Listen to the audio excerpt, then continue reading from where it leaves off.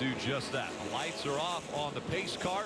2x2, 20 rows deep, 40 cars, all fighting for position. Bristol Motor Speedway being led around the track right now by Joe Gibbs Racing. And that's what we're going to watch all night, Rick. The combination of do you run low, do you run high? That's a great onboard Ryan Blaney. You see to the left, the 20 of Matt Kenseth appears in the screen. He got a great run off the bottom of the racetrack. Bottom line working right now. Look at Matt Kenseth pulling away from Ryan Blaney. The lower groove is working.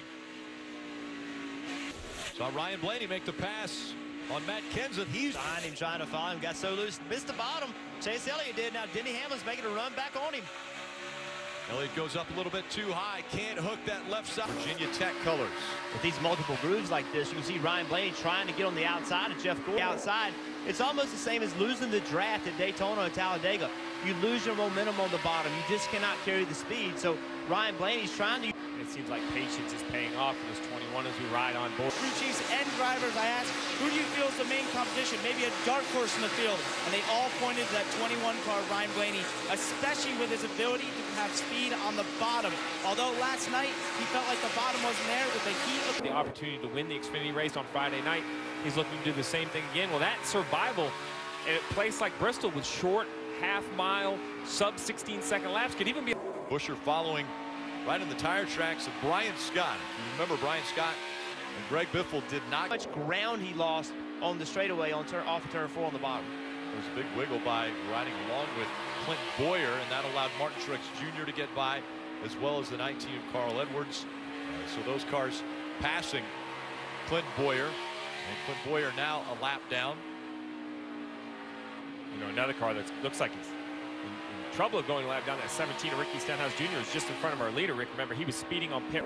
All the way back to 12th, 13th, 14th on the restart because of that pit road problem. So done a nice job of getting back to 8th, not getting in any trouble, not getting a wreck. But you can see how a mistake, it takes forever to get that track car. You've got a great race car. Let's just be patient. We'll work our way back to the front. Parker. Jimmy. Kyle Busch.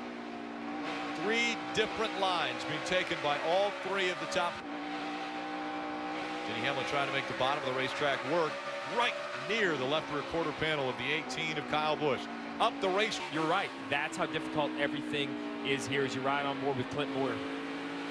Greg Biffle, one of the 4 that used the wave around to get back onto the lead lap. The 23, the 13, the 16, and the 80. Long ago. So even though right now their results don't look great, they're clawing their way toward the front. So I think if that run before had to hook up and now the back gets unhooked. So drivers talk about tight. A lot of times that leads to being loose on corner exit. In the radio of the 22, we got the eavesdrop on the 22, but you could scan probably all. Joey Logano calm. I think the spotter's job is to have Joey Logano do the best job he can on a given day. And the spotters and the drivers have a top 30 in points. And here he is behind A.J. Allmendinger running in the 16th position. That's what this team needs to do. Top 20s will get this 34 car into the top 30 in points. And they're already there as of right now in the 16th position, as you can see, trying to get more. Ryan Blaney, who's actually currently battling right there with Kurt Busch, Denny Hamlin for the 6th spot, has had a lot of trouble on pit road, but has had a very fast race car running as high as 2nd. But he's also got another bit of trouble in that race car. He has a terrible vibration when he's on the brakes, and the tires have a wobble to him as well. Racetrack, though, right up to the bumper of the 19. Now he's going to look in the middle of the racetrack, try to find some grip. But look at this acceleration. He kind of gets it pointed down the hill, Jeff, and can get the throttle down. Yeah, watching 19, look how fast he is in the middle of the corner. But right now, he cannot leave the corner as good as the cars can in the outside lane. So on the bottom, rolls the middle quick. See the 21 in the back of the 22. The 22's made a run. We've seen him struggling, but he's worked his way up to 7th. But that inside line is just not where you want to be on restart. For the win. Mike. It's been a long weekend already for Tony Stewart after a poor qualifying. For Eric Almirola and the cars he's been racing against, including Casey Mears.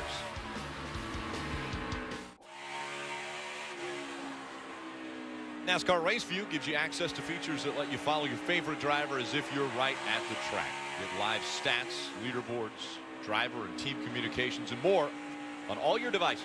It's available now for an all-new low price when you visit NASCAR.com/raceview.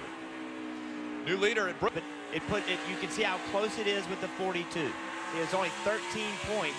This 31 car, 3 or 4 weeks show, we get a chance to talk about all the stuff we see on Sundays and have a lot of fun doing it.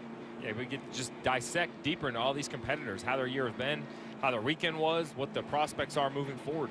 And Steve, on Monday we'll be talking about Denny Hamlin speeding on pit road again. Oh my goodness. We've had that. Lining up behind Kyle Busch on the outside, Kevin Harvick on the inside. Pullman off.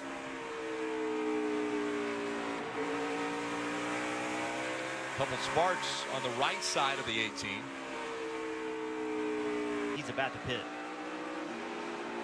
Dropping down to the low part of the track. He is currently 20. Trevor Bayne, but with everyone else having trouble along the cut line for the standings because of what Buescher has done moving in the sixth.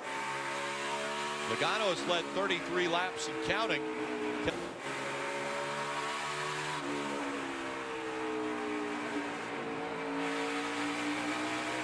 Back into the gas, closing the gap. To get into the turn, he decided. So Kevin Harvick was able to get by Jimmy Johnson.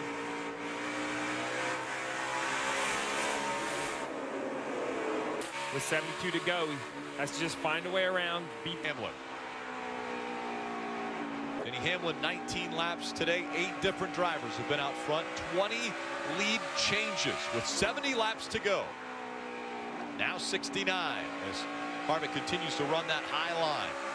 As we follow the 11 around with the in-car camera, look on the left side of the racetrack. You can still see that resin is still on the racetrack. So even after 430 laps, it's still on the racetrack. It's still offering some grip. Larson fell back so many spots. Spent many laps, 2 laps down, 64 laps of this race, and now has been able to battle back, as has Denny Hamlin, who was also 2 laps down. Battled back and all. Kevin Harvick, a bad qualifying day on Friday, had him starting 24th. You've been paying attention for several laps as they get closer to you. And rhythm has been Joe Gibbs Racing. Joe Gibbs Racing with a little bit of Penske sprinkled in. Well, Stewart Haas Racing, they want to win a championship. They want to contend in the chase. They've obviously been working very hard, as does every race team, to try to get their cars better. But nothing is better than success. That's the ultimate. 23 wins here, but the last one came back in 2004. That last night race came back in 2004, and it was Dale Jr. who won.